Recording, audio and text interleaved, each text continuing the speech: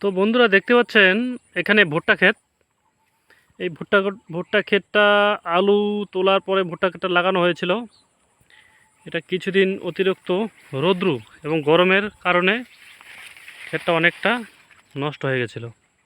তো আজকে ভুট্টা ক্ষেতটা অনেকদিন পরে আসলাম, দেখলাম এই যেমন এই পাশে বোরো চাষ হয়েছে। বোরো চাষের ফলে সাইড পাশে অনেকটা রস পেয়েছে, সাইডেরগুলো ভালো হয়েছে আর মাঝখানেরগুলো খারাপ হয়ে গেছে। যাই হোক, এখানে মিডিল পয়েন্টে চলে এসেছে যে মিডিলেরগুলো কেমন কী ধরনের যে একটা পোকা, এই ধরনের পোকায় একদম ক্ষেতটাকে নাটবাট করে দিয়েছে। মাজরা পোকা, লেদা পোকা, এর জন্য জেমেস্টার গুড়ের সঙ্গে মিশিয়ে ব্যবহার করা হয়েছে। তো বন্ধুরা আপনারা দেখছেন এই ধরনের ভিডিও আমি দিই। আপনাদের যদি ভালো লাগে চ্যানেলটাকে ফলো করবেন, সাবস্ক্রাইব করবেন।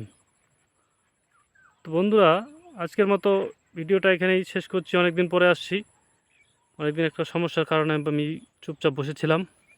যাই হোক, আজকে আসলাম আপনাদের সঙ্গে নতুন করে আবার দেখা সাক্ষাৎ করার জন্য। আমি এখন আবারও মাঝে মধ্যে আসবো। নমস্কার বন্ধুরা, ভালো থাকবেন।